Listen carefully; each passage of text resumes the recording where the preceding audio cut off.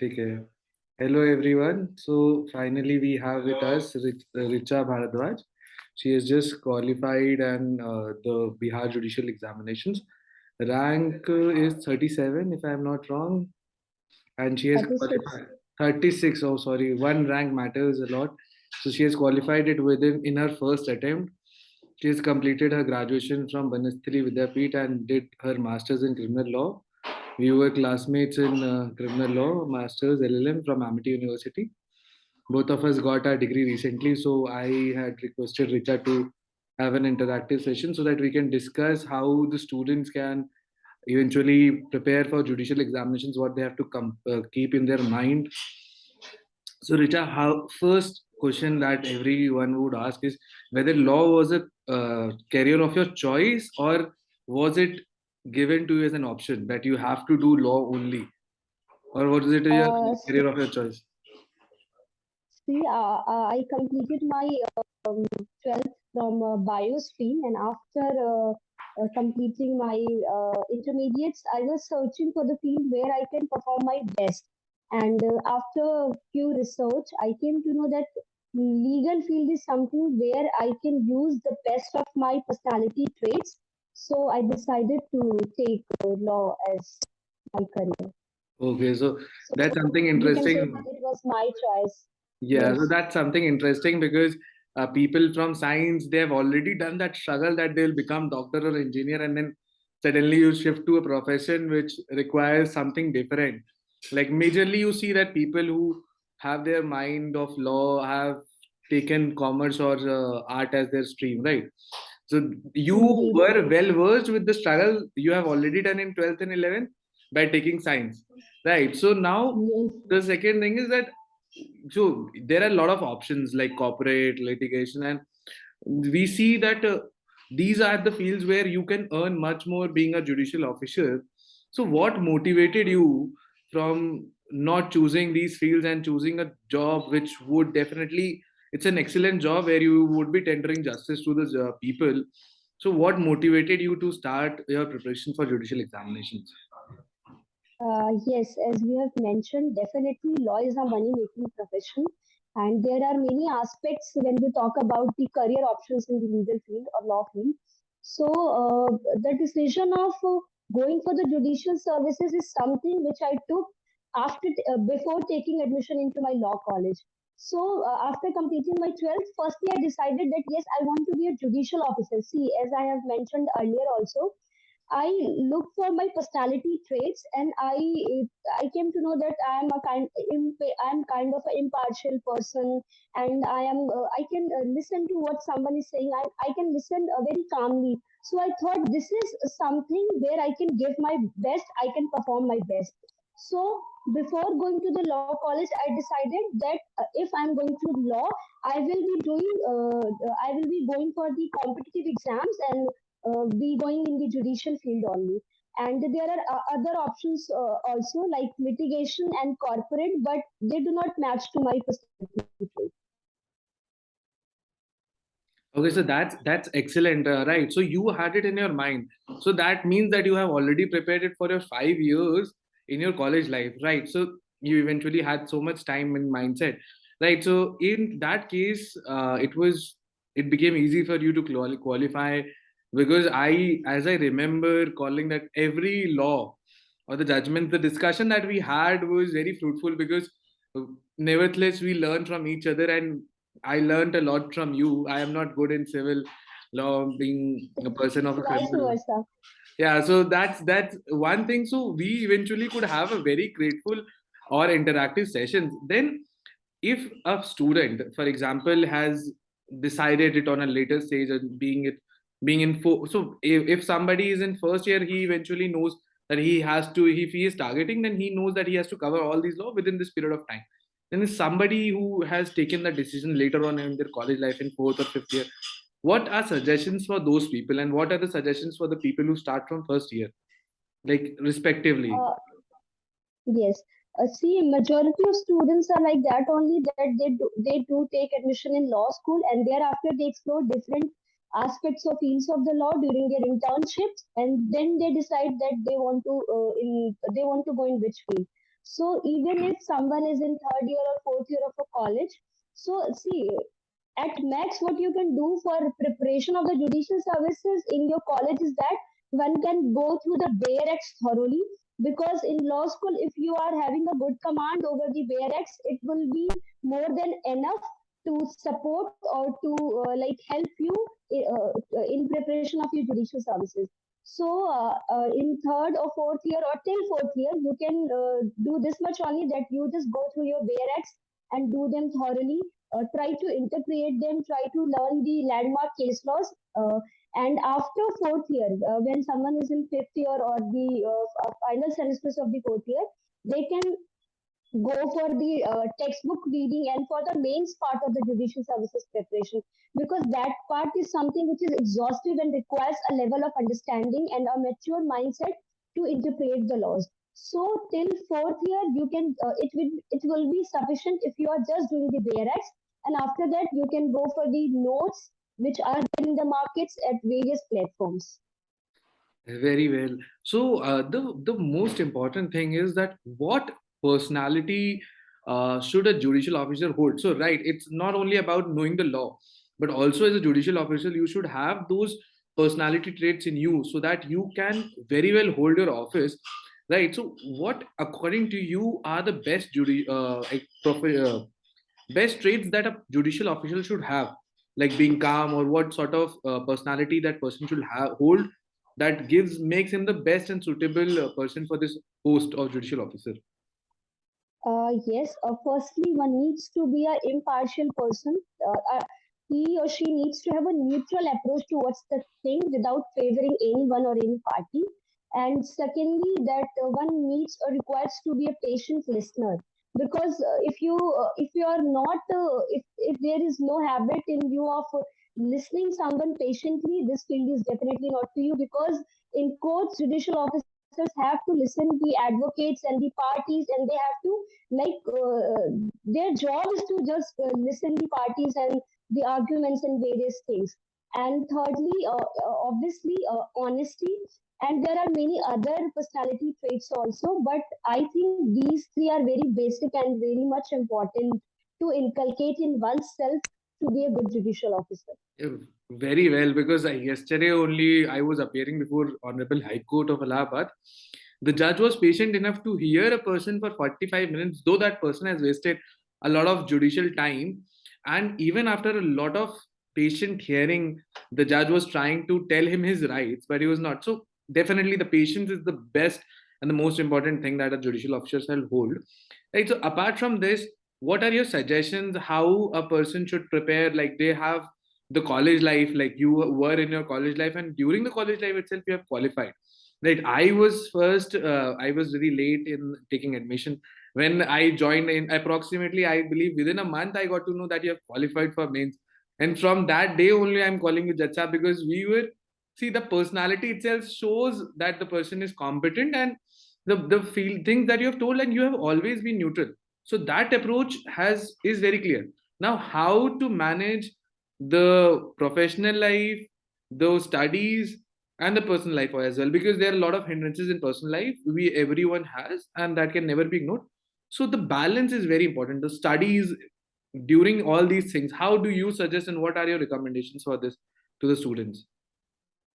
See, indeed, as we have mentioned, balance is very important. Until and unless you have the correct balance and you know where to strike the balance, it doesn't matter what you are doing. If the required focus and the amount of time and energy you are giving to achieve your dreams or goals, if you are giving that energy or time, then whatever you are doing doesn't matter. So I would just suggest that be consistent and just try to strike the correct balance. Because see, college life is something which we are going to cherish for rest of our lives. So it's important to make memories and have fun and to do all the things which you want to do in your college life. But never ever compromise with your studies, with your goals when it comes to give the time and energy. Do give proper time and energy to your studies, and thereafter you are free to do whatever you want to do. And second thing is, I would like to suggest, if you want to go for any competitive exam, there are two key factors which I personally felt during my preparation, and they are, you need to be consistent throughout your preparation. For example, if you are studying 1 or 2 hours, see, the number of hours doesn't matter. If you are studying for 2 hours, those 2 hours should be consistent. And when exams will be in 2 or 3 weeks, you can increase the number of hours of the studies. And first thing is consistency, and second is rigorous revision. Whenever you are studying something, uh, please do do manage your work or your studies or your college life in such a way that you get a proper time to revise what you have studied, because revision plays a key role in any competitive exam. So the two key points from my side would be the rigorous revision and consistency. So if I'm not wrong, you are saying that even if we get an hour in the entire day, though we now in this world of social media, what is your suggestion? Is social media detox or staying away from social media during this preparation? See, achieving something what you have achieved requires at like you are very young to this to join this field, because there are people who have appeared for 5 or more than 5 times. I'm not aware about the judicial process how many times chances are given, but there are people who have attempted the examinations multiple times and then achieving it in the first attempt itself, like the interview, everything with the, and I believe if I'm not wrong, there is nobody from your family who's in this legal profession, or somebody is there. No, no, I'm the first generation. So first generation lawyer becoming a judge in the first attempt. So it's gonna be one of the most historical moments, like for you as well as for your entire district. I read the newspaper articles the way they have been written. So it's always a proud moment, definitely. Now, what do you suggest? Maintaining the life, do you suggest that we should, at least for our goal, for some point, and it's not the journey that is easy. We say that the law life is easy, we make money being it the judge or the lawyer. Both of us have to do work even after we sit in courts. Like we have to prepare, like you would be required to prepare. Definitely. So what do you suggest, like the people should start doing and learning these things from the college life, that they are consistent for working for 9 or 10 hours, like from morning to evening? Like, should this be there in their mind, or and after that they can definitely have their own personal life, right? Because a judge, whenever he finishes his court work, he is bound to write judgments, refer to everything.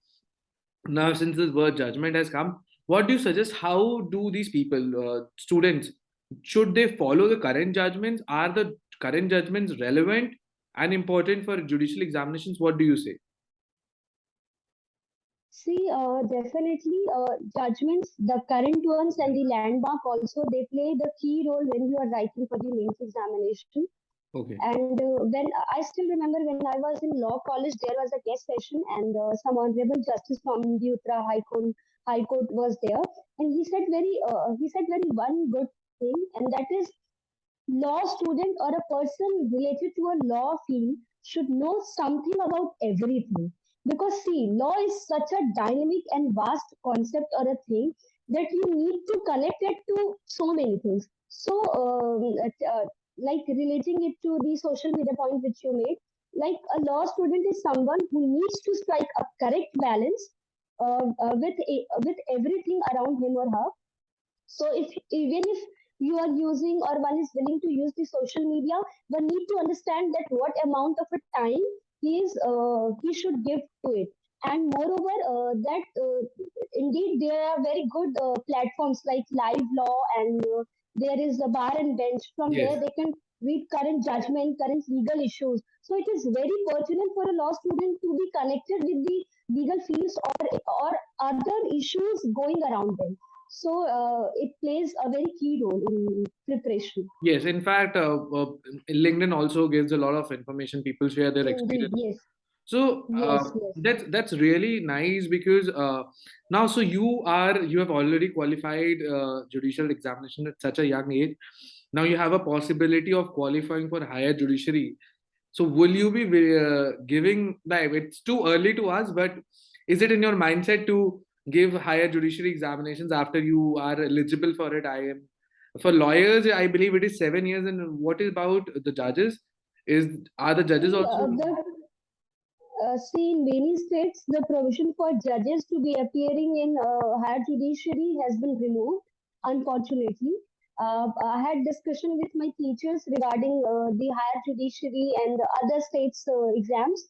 But what they recommended me is that this is something I should cherish for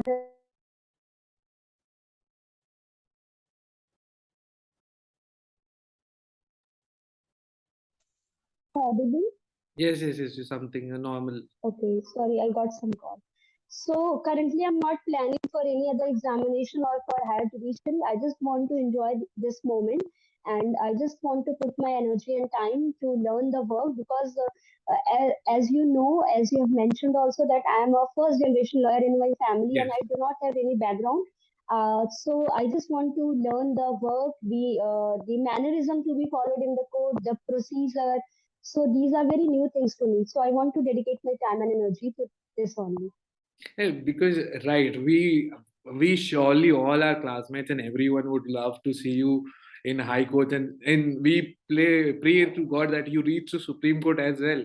So that's something. So what is the, like, since you have mentioned this, so any process, through promotions, what is the process? Somebody gets elevated to through Yes, promotion. yes.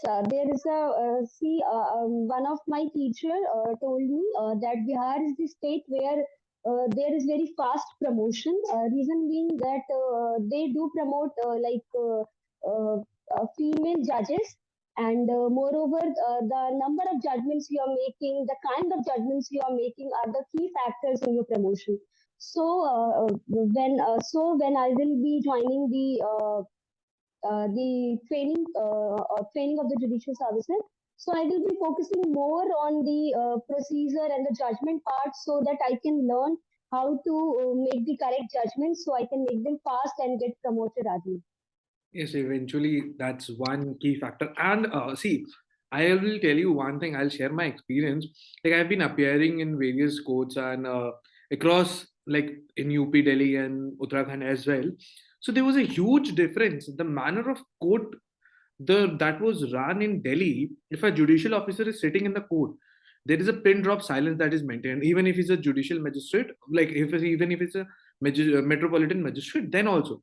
But when I went to cities, other cities like Uttar Pradesh, various cities I've attended, so the manner in which the court was run, the judicial officer is sitting, the people are talking loudly.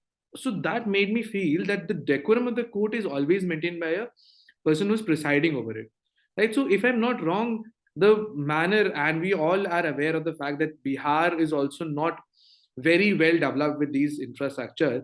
So I hope when you join the profession, because see, when I say this, I see people and very young very young judges in Delhi also, they preside over the court in such a beautiful manner that we are very flaunted, and the manner and the knowledge that you also have with regard to judgments and all. See, many of the lawyers also go unprepared, and we have seen, like, I have been appearing in high court in all the three high courts in Nainital and Uttarakhand, Nainital, and Allahabad. So, sorry, Delhi, Allahabad, and Nainital. So, all the judges are very supportive towards the same. So, that's one request from my end, that you be supportive to the young generation lawyers whenever they appear before you, because that's how they learn and you learn from them. It's both way process, Definitely, right? definitely. So, definitely, this Even is. I am going to need your support during my judicial training because there will I'm pretty much sure because there will be so many things procedural aspects which I might not be doing, Yes. not knowing. So at that time I will be like asking for your support and for your guidance. So So it's that mutual, don't worry. that's always there. See, what we expect, like, see, I have been we, like, many people ask me, why don't you give judiciary? I am very keen, like, I read every judgment now. Since the day I have started my own practice, it's like more of that I have learned judgments. Like, if you talk about some topic in criminal law, I'll give you a judgment. Why? Because I have a keen interest. No, that habit is what I recommend. See, I have got this from you people while we were discussing the entire process of 1 year or whatever 6 months we got in the masters. It was an indeed excellent thing because we got to meet a Yes, lot of variety of people like Angad, who was always discussing about Supreme Court judgment. That well read with the basically, case laws. Yes, yes, and indeed. then the procedural aspects, the trial court procedures by Amin, and then the discussions and arguments with Paras with regard to how we do all these things, and then Shiraz. So all of our friends somehow guided us in one or the other manner, though we know that you are, so everyone is in different field now. So that gives us guidance. So what do you suggest? This one last question. What do you suggest the people who are appearing for judicial examinations? I believe this is under challenge in Supreme Court, that there is a mandate of 3 years practice that should be there, or should it be, say, it's a thing, it's just your view on this, whether a person who's appearing in judicial examination should go through internships and all to learn the procedures. That is the argument that has been advanced by the by BCI or the authorities who have put this condition of 3 years mandatory internship. The I want to know your stand, whether the or your view on this, whether this internship which is there as a mandate in BCI rules also.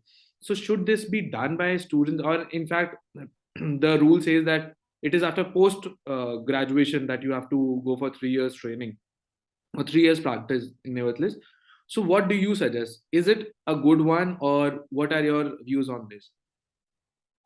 See, my stand is that there should not be that compulsory practice required before joining the judicial profession. Reason being, see, the main reasoning behind joining the practice before the practice of the court is that one should be aware with the procedures to be followed in the court Yes, and the manners to be followed in the court.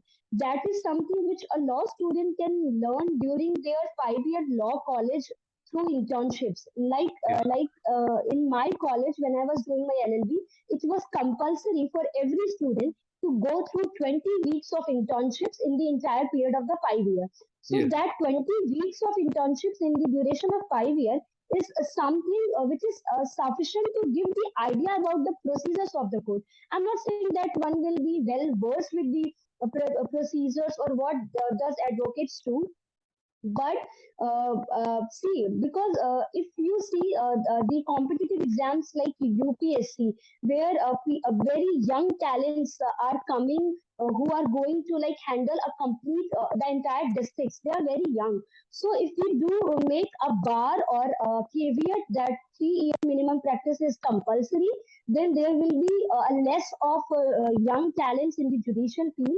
So that will definitely hamper the judicial service in some aspects.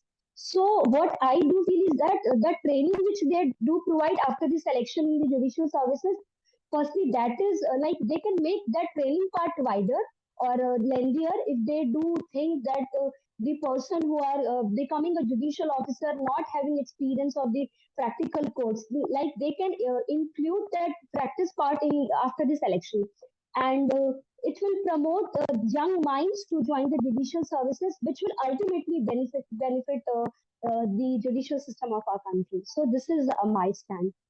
on a lighter note, if a person joins litigation, so that person will never want to join judiciary because he'll see the amount of money that he'll make. Yes, yes, So true eventually, you are, because I have yes, because I have interacted with many people. A friend of mine like you, Amit, they do say they don't want to join judicial services because they are enjoying litigation, and it is something which is fascinating. I also agree, but see, ultimately, some I have seen people who have dropped litigation because they do think that it is not their cup of tea because it yes. does not matches to their personality trait. So there are going to be people in both the lists, so it hardly matters. So, but I do think that if you want to promote the young minds in judicial system on being the side of the bench, so definitely there should not be a caveat of 3 years. They can like the colleges can make it compulsory to go through the 20 weeks or 30 weeks of the trainings, so that they can learn the practical aspects of the law. I mean, in fact, it's a mandatory provision to get yourself registered. You should have a 20. Yes. Though the system in India, it says that the rules are never followed. The BCI rules means it's mandatory to have 20 weeks internships during your college life so that you can get enrolled. Right? So the process is not followed. That's something different. But Yes. let's not go for this. Any advice for the people who are willing, who are having interest in judiciary, what and how they should follow so that they can plan their schedule with regard to preparation of judiciary? Okay. For that, I will just say that dreams do come true. Trust me. So if you want to be a judicial officer or anything you want to be, just be consistent with the things required to achieve your goal, and be honest with whatever you are doing, and see, don't waste your time roaming around the different career aspects. Do assess yourself, do assess your personality traits, and decide what you want to do, because I have seen many people who like they roam in different fields and they do waste their times. So don't be among them. Assess yourself, because see, we can lie to the whole world, but we cannot lie to ourselves. So assess yourself and decide what you want to do, and just give your best to it, and I'm sure you will achieve it. And so, last thing, do you think a person can prepare himself for judicial examinations even without coachings with the relevant? Definitely. Definitely, because see, we are living in the era of technology. There are n numbers of good YouTube channels which provide good content and good materials. Even they provide package of around 3,000 4,000, in which they do provide the compiled and comprehensive notes, the recent case laws, and everything required for the preparation. So we can use the social media in our favor positively for cracking the examination. And see, there is no golden rule that one who is going for the coaching is going to be selected. The thing is, the coaching makes your work easier. It makes your path short, but there is no golden rule that one requires to go for the coaching only. Yes. And that is all. Thank you so much, Richa, for. Thank you, Varun, for providing me the opportunity where I can share my thoughts. I'm really grateful. Thank you.